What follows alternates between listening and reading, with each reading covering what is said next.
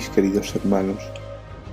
En este capítulo vamos a tratar, entre otros, un aspecto fundamental de ese cambio que nuestro Señor nos pide, ese paso de la santidad humana a la santidad divina. Se explicará a través de la parábola del joven rico, de ese cambio que el Señor le pide, ese salto fundamental del cumplimiento de la vida sacramental, de los mandamientos de nuestro Señor, a esa unidad con Él, ese vaciarse uno mismo, ese permitir al Creador que se adentre en la criatura para ser uno, para poder llevar a cabo la unidad en la vida divina.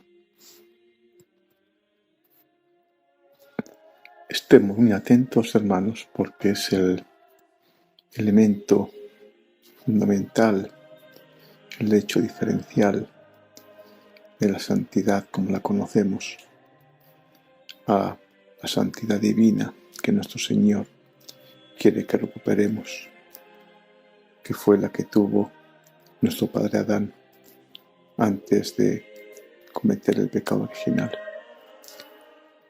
Gracias, padres, por estar con nosotros, Padre Osvaldo, Padre Pietro, Padre Ángel. Muchas gracias, como siempre, doctor Tomasini, sus enseñanzas y su tiempo.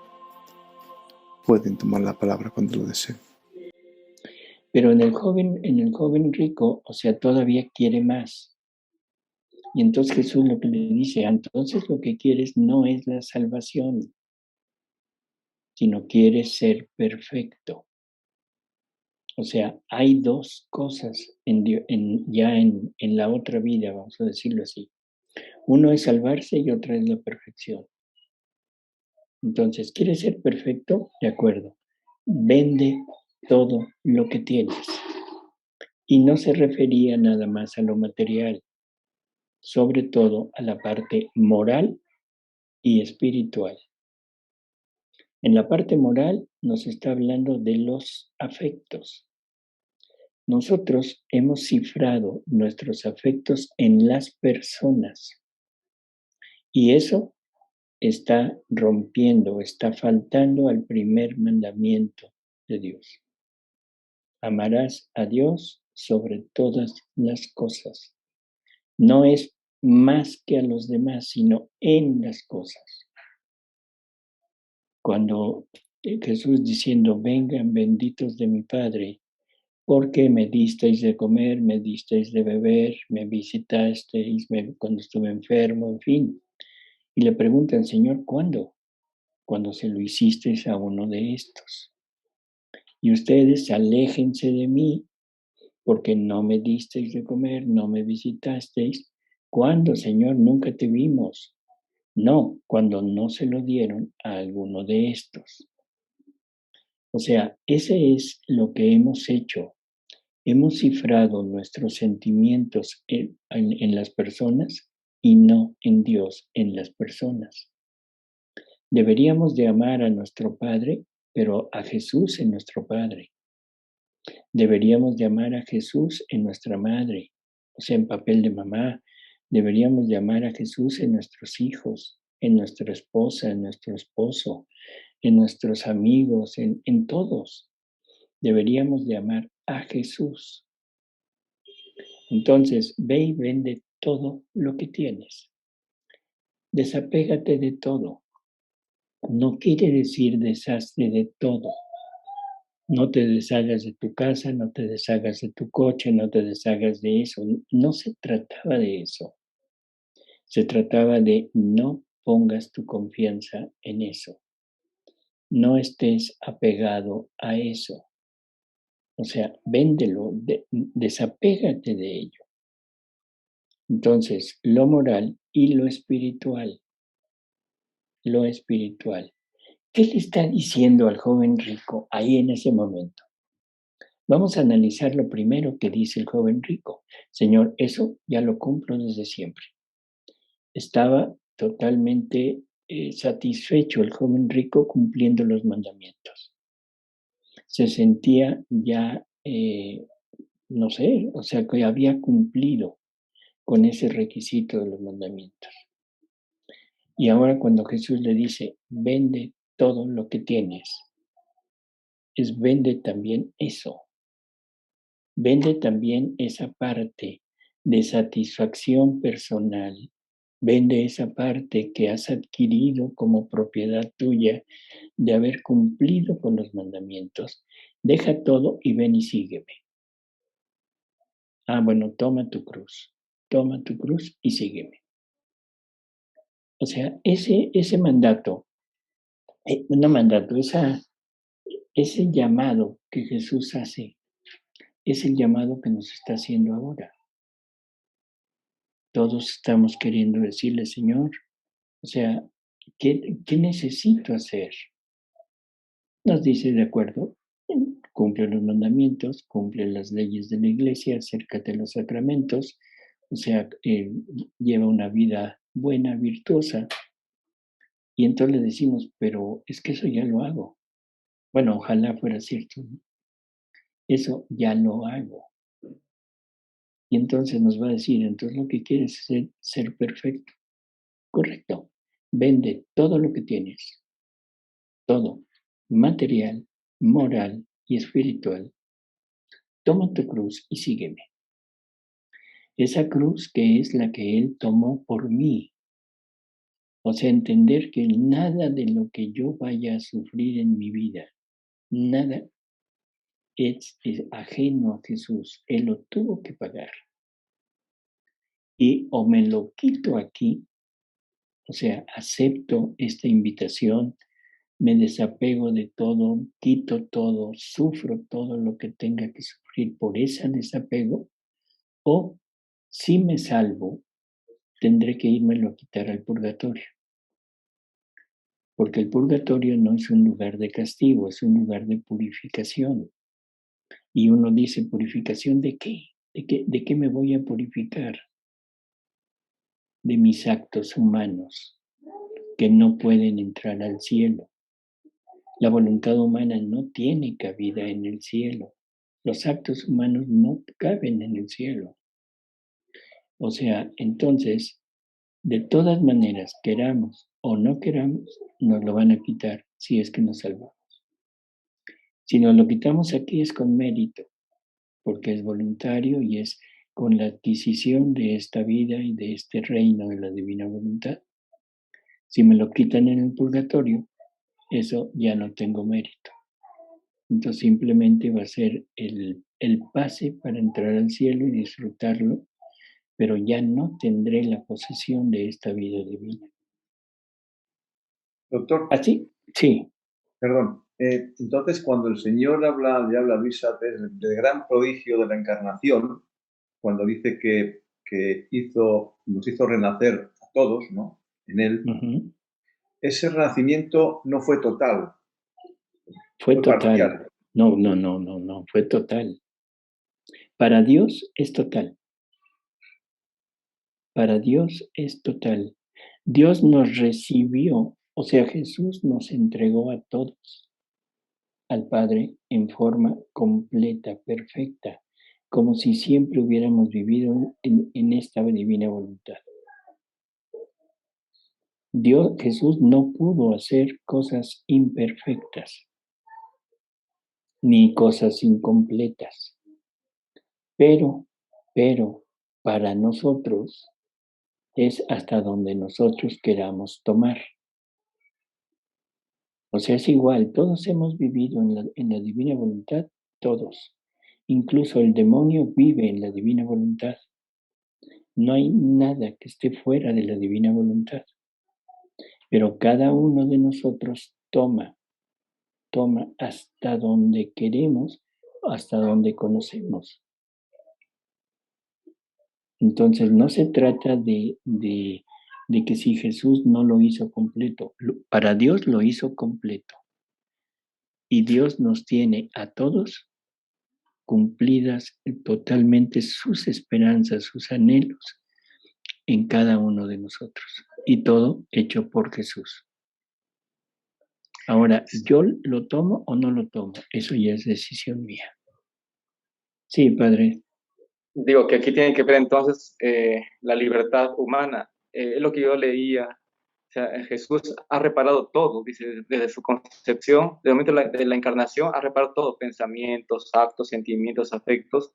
Los ha dado a luz en la cruz, ¿no? Dice así, los alumbré en la cruz, ¿no? Algo así. Pero entonces ahora nos toca a nosotros corresponder, saber, teniendo este conocimiento, ¿verdad?, de la reparación que ha hecho el Señor, nos toca a nosotros corresponderle a este amor, ¿verdad?, infinito, haciendo morir nuestra voluntad humana. Es lo que nos enseña la divina voluntad, a tomar conciencia que hay que morir a la voluntad humana para corresponder a este amor infinito de Dios, inefable, ¿no? Así es. O sea, y la forma de llegar a vivir nuevamente esta vida divina. O sea, primero necesitaríamos analizar qué es vida. O sea, todos nosotros tenemos una vida y la pregunta es, ¿qué es lo que ha formado lo que somos? Nuestros actos.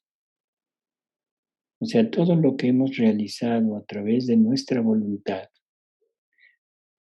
el aprender a caminar, el aprender a hablar, el aprender a, no sé, cosas que nos han enseñado en la escuela, el tener una profesión, una carrera, una actividad, las relaciones familiares, las relaciones sociales, todo ha sido a través de actos de nuestra voluntad.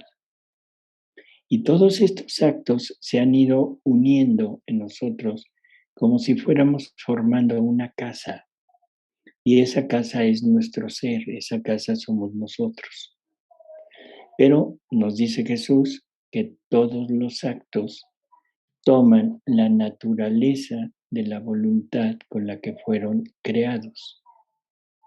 Entonces, todos nuestros actos que hemos hecho hasta la actualidad han sido actos hechos por la voluntad humana. Por lo tanto, tenemos una vida humana, porque cobra la misma naturaleza.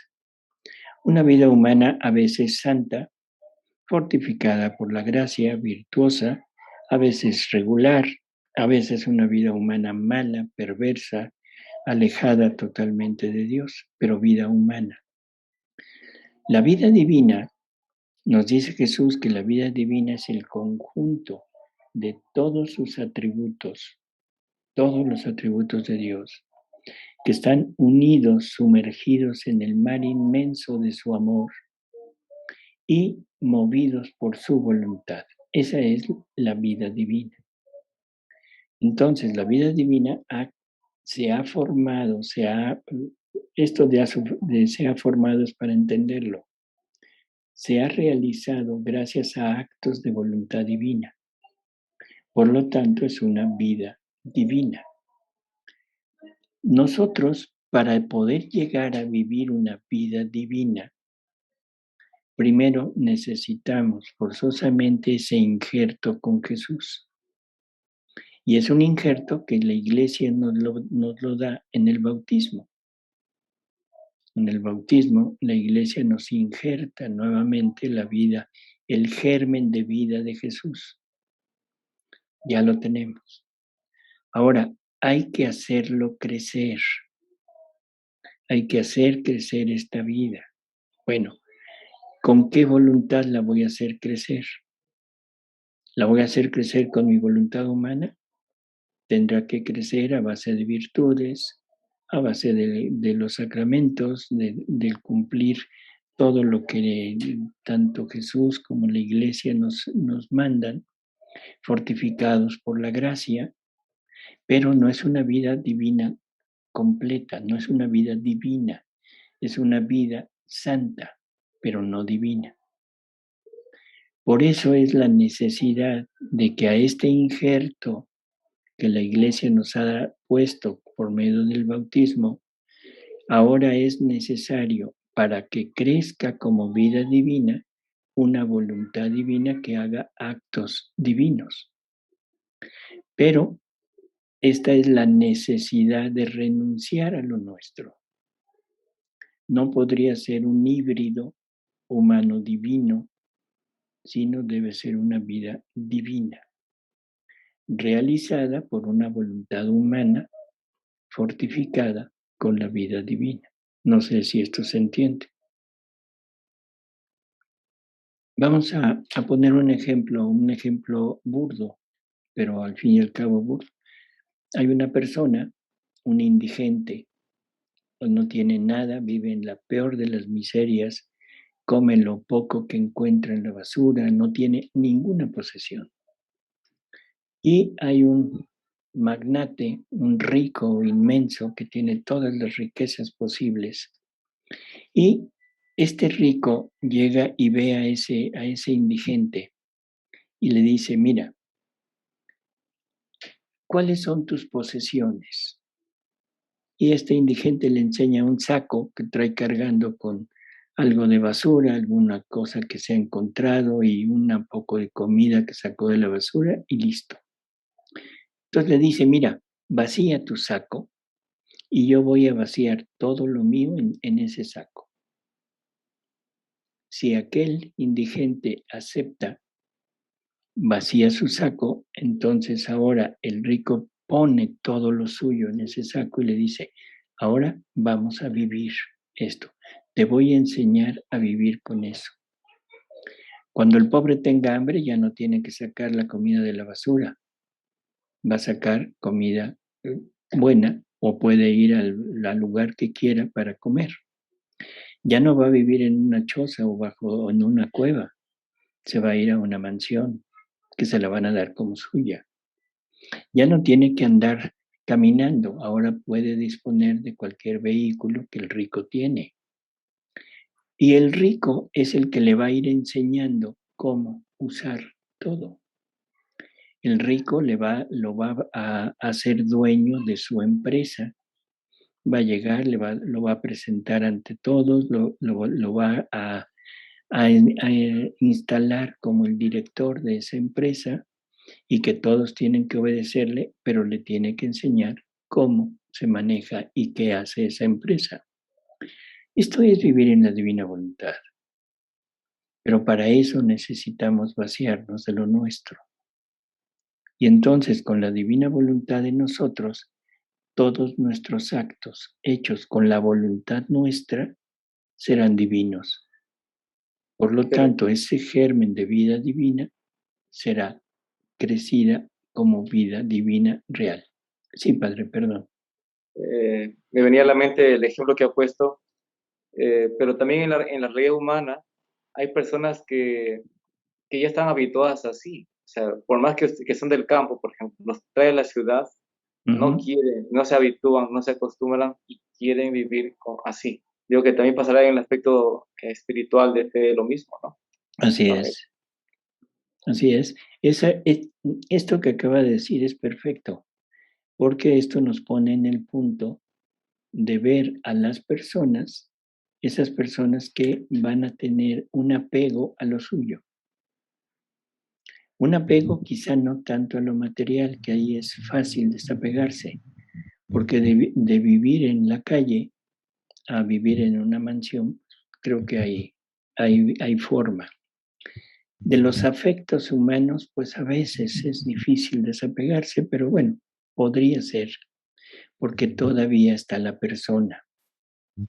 Pero de la parte espiritual, ¿qué trabajo cuesta desapegarse a la parte espiritual que nos pertenece?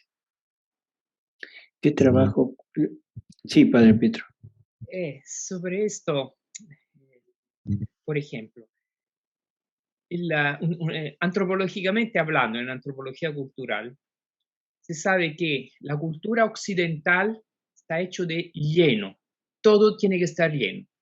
La música, el arte, el bolsillo, el tiempo, la agenda, todo está lleno. En cambio, la cultura oriental es el vacío, el vaciarse. También un cuadro, hay un pajarito, todo está vacío.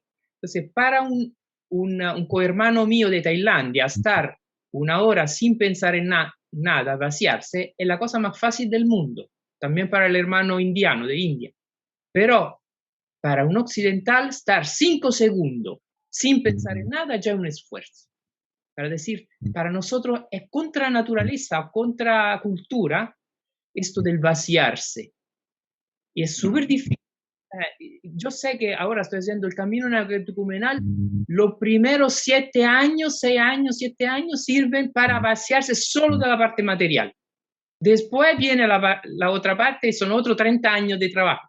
O sea, y esto es un trabajo de toda la semana, de 2 veces a la semana. O sea, es algo más que para los santos, o sea, algo, no sé, sirve la gracia de Dios, porque la fuerza humana de un occidental, esto del vaciarse es demasiado difícil. Pero si se fija, padre, para los dos, el oriental y el occidental es lo mismo. Porque al occidental le cuesta mucho el vaciarse, pero al oriental le cuesta mucho el dejar su vacío. Porque tiene que llenarse de Dios. O sea, no es quedarse en el vacío, sino es llenarse con lo de Dios. A nosotros nos cuesta trabajo vaciarnos de lo nuestro para llenarnos de Dios, pero a final de cuentas es lo mismo. O sea, viene la renuncia de parte de los dos. ¿Sí? Es el disminuir del que habla San Pablo, perdón, San Juan. Así es, o sea, es quitar lo nuestro. Y lo nuestro puede ser el vacío o puede ser lo lleno, no importa, pero es lo nuestro. Y en Jesús lo que me pide y lo que dice, lo dice muy claro. Dice, en mi voluntad no tolera ni siquiera la sombra de un acto de voluntad humana. ¿Por qué? Porque la voluntad humana es contraria, la voluntad humana es el mal, en el sentido de que es lo que quita al bien. Es como una ventana no la podemos formar en el vacío. Se requiere forzosamente una pared para poder formar una ventana. Si no hay pared, no podemos hacer una ventana. ¿Sí? O no sé tú, Jesús, ¿en dónde compraste los hoyos para las ventanas de tu casa?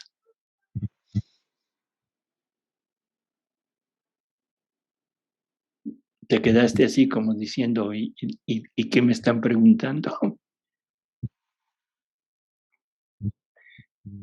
Bueno, entonces no se puede formar nada que no sea con la voluntad. Ahí es a donde vamos. La voluntad humana es la que quita a Dios. Por lo tanto, necesitamos estar total y absolutamente vacíos de lo nuestro para que nuestra voluntad humana acepte tener a este Dios en nosotros. Bien, y eso es lo que Jesús tiene que hacer.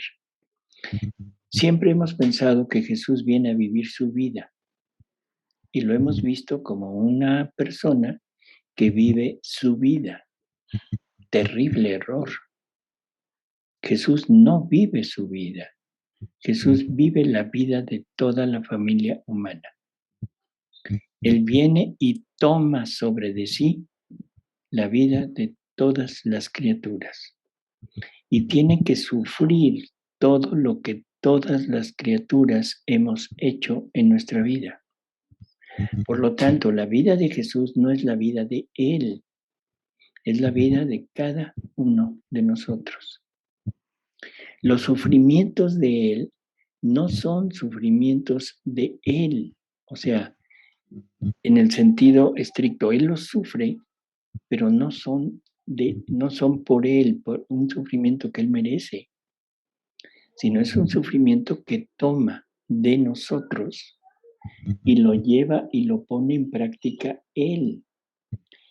Él sufre en la espina de cada pensamiento malo que hemos hecho, de cada pensamiento alejado de Dios, Tiene que sufrir la muerte por cada pensamiento donde no le dimos vida a la vida divina en ese pensamiento. Tiene que sufrir un flagelo o un latigazo por cada obra mala que hemos hecho. Tiene que sufrir un clavo por cada vez que nuestra voluntad ha echado fuera a la divina voluntad. Tiene que sufrir todo. Y no solo la parte de los sufrimientos que la divinidad le da, porque ese es otro punto. La divinidad le dio determinados sufrimientos, pero hubo sufrimientos por la tercera consecuencia del pecado. Habíamos hablado de las dos primeras consecuencias: defraudar el amor de Dios, que esa es la pasión del amor, que le ocasiona una muerte por cada acto, por cada persona que no le dio vida, y la pasión del pecado, que es el restituirle la gloria. Pero recordemos que también el hombre perdió la fuerza para enfrentar a sus enemigos cuando pierde todos estos dones que Dios le había dado. Y esa es la tercera pasión, que es la pasión de los judíos, como dice Jesús, en donde se restituye la fuerza del hombre.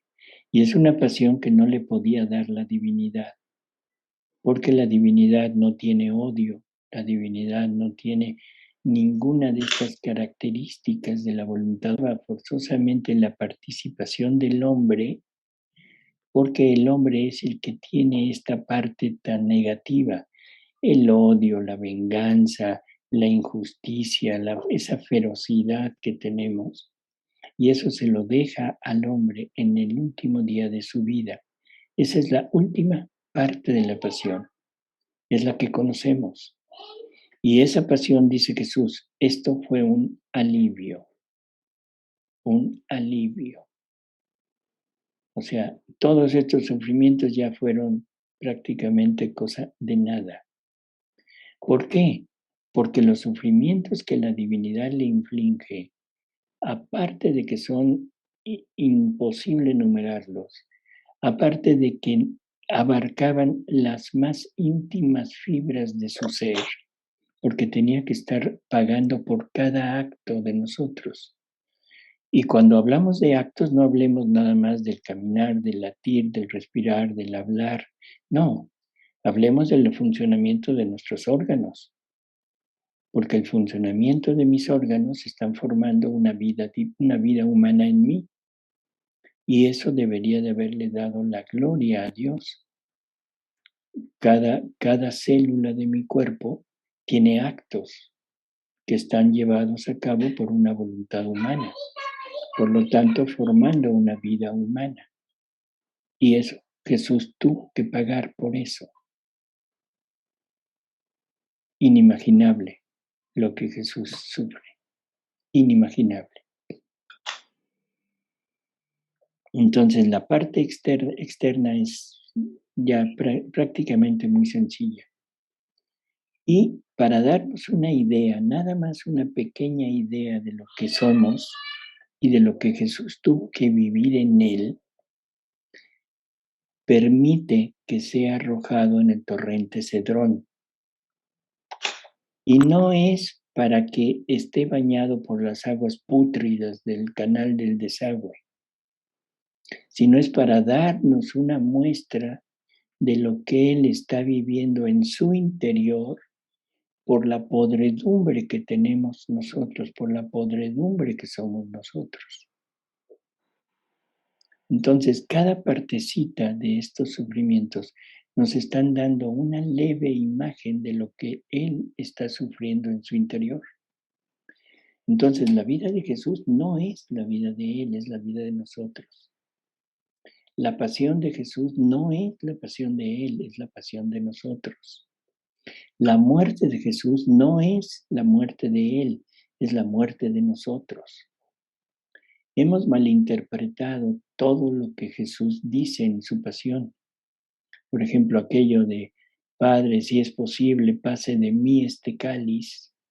Lo hemos interpretado como un llamado de apiádate de mí, que no venga esto.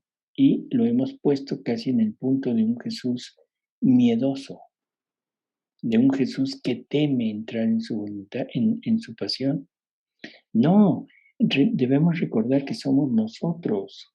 Jesús está gritando a nombre de nosotros: Padre, si es posible, pase de mí este cáliz de mi voluntad humana obrando. No se haga mi voluntad, sino la tuya.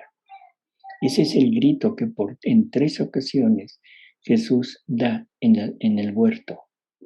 Pero ¿puede explicar? Explíquelo de nuevo, disculpe. Me parece muy importante. O sea, cuando Jesús le dice al Padre: Padre, si es posible, pase de mí este cáliz. Si ya entendimos que la vida que está viviendo Jesús es nuestra vida, Él tomó nuestra vida para llevarla a cabo. Ahora Él se pone a la cabeza de todos nosotros ahí en el huerto y pidiéndole al Padre: Padre, si es posible, pase de mí este cáliz de la voluntad humana obrando en mí. Pero ese soy yo gritando en Jesús. Es usted gritando en Jesús. Somos todos nosotros que estamos en Jesús y Él toma nuestra palabra, toma nuestra voluntad y le dice al Padre: Padre, que pase el cáliz de la voluntad humana obrando. ¿Sí? Ese es ese punto, ¿sí? Entonces, hemos interpretado mal la pasión de Jesús. Cuando las mujeres lloran, no lloren por mí, lloren por ustedes, por sus pecados, por los pecados de sus hijos. La Verónica llegando y a limpiarle el rostro, a asearlo, es una representación de lo que nosotros debemos hacer. Tomar a este Jesús que está viviendo lo que yo debería de vivir y entrar, o sea, enjugarlo, pero con mi vida, para que Él no deje su imagen, su rostro, sino deje su vida en nosotros. El sudor de sangre. No tenemos idea de todo lo que ha sufrido Jesús. Bueno, con el sudor de sangre es tremendo lo que tiene que sufrir, porque dice que no solo tuvo que sufrir lo nuestro, sino que tomó sobre de Él la pasión de la divina voluntad que ha sido rechazada por tantos siglos por el hombre. Una divina voluntad que está en acto de darse, pero que el hombre no le permite entregar ese producto que tiene en su interior. La mejor imagen que podríamos tener de esto es una mujer embarazada que está dando a luz, pero no puede salir el producto. ¿Qué sufriría esa mujer? Tremendas cosas. Y eso ha sido por siglos, porque la divina voluntad está queriendo dar esa vida divina que el Espíritu Santo quiere comunicar y no puede. Y ese sufrimiento lo tiene que pasar Jesús también. Tiene que redimir a su voluntad. Jesús tiene que tomar las penas del infierno, porque tiene que darle al Padre la gloria, el amor, la vida de cada uno de los condenados. Por lo tanto, para poderlo recuperar y podérselo ofrecer al Padre, tiene que sufrir las penas de todos los condenados. ¿Y cuáles son las penas de los condenados? Padre, ¿por qué me has abandonado? Creo que ahí queda perfectamente explicado lo que está sufriendo Jesús en ese momento. En fin, hay esto y 1000 cosas más que no hemos llegado a penetrar en la pasión de Jesús. Y ahora todo esto me dice: repárame. Y ahora la pregunta es: ¿Cuál será la verdadera, perfecta reparación? Vivir en su voluntad, dar vida a su voluntad en mí. Así es. Porque dándole vida a su voluntad en mí, yo tomo todos los sufrimientos de Él, los uso para quitar lo mío y ahora le entrego una vida, pero una vida divina. Eso es lo que Él quería. Así se comprende mejor, pensando ahora en lo que escucho a usted, lo que dice Jesús, ¿verdad? ¿Quieres ser mi discípulo? Niégate a ti mismo, carga con tu cruz y sígueme. Así es. Y somos discípulos, o sea, quedamos injertados desde nuestro bautismo. Solo que nos falta reflexionar eso. Así es. Con esto, no sé, creo que más o menos quedaría. Doctor, ya por finalizar esta sesión tan intensa, no sé si cabría relacionarlo con lo que el Señor dice de lo que se produce cuando se encarna, ¿no? Que dice que nos redime a todos, pero que a la vez pone todos nuestros actos en Él, nuestros pensamientos, nuestros pasos, nuestros sentimientos, todo lo que hay de nosotros, ¿no? Todo lo toma Él en la encarnación. Uh-huh.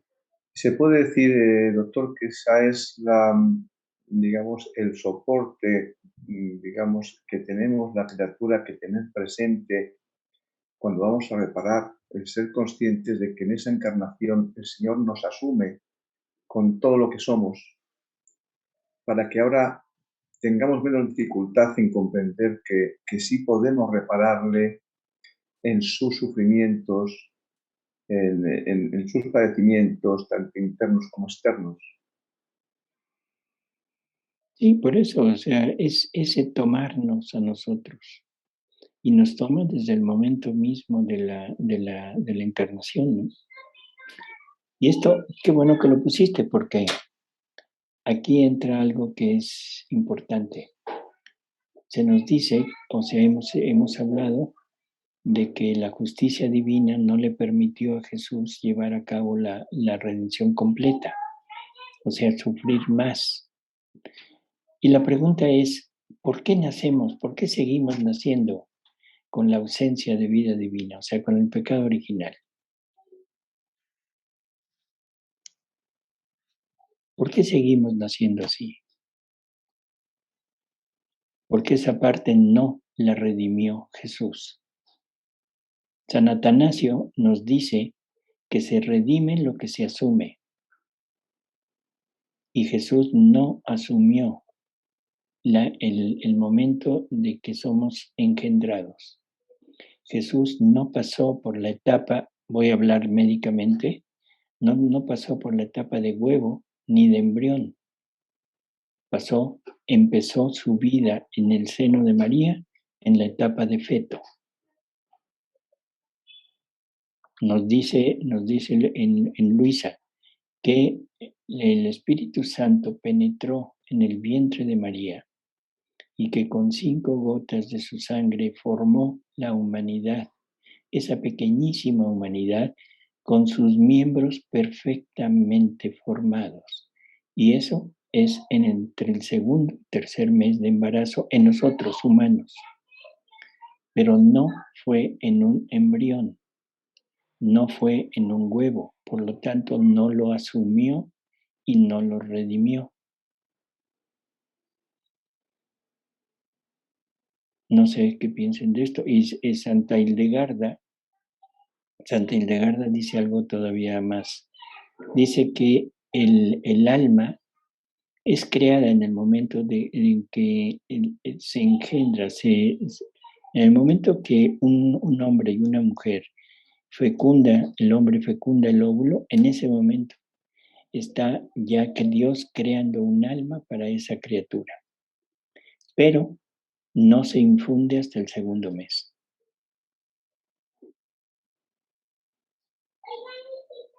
Es curioso.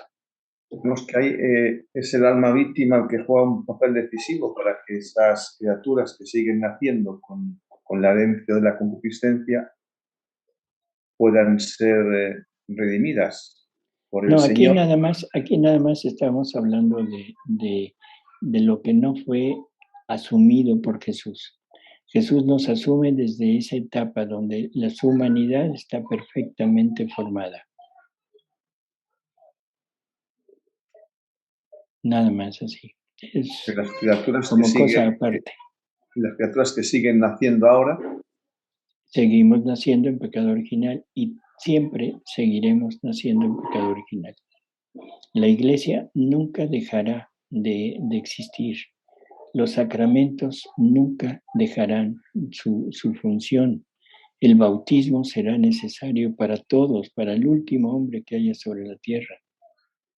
O sea, que es otra de las cosas que a veces se dice de la divina voluntad. Eso no es verdad, no es verídico.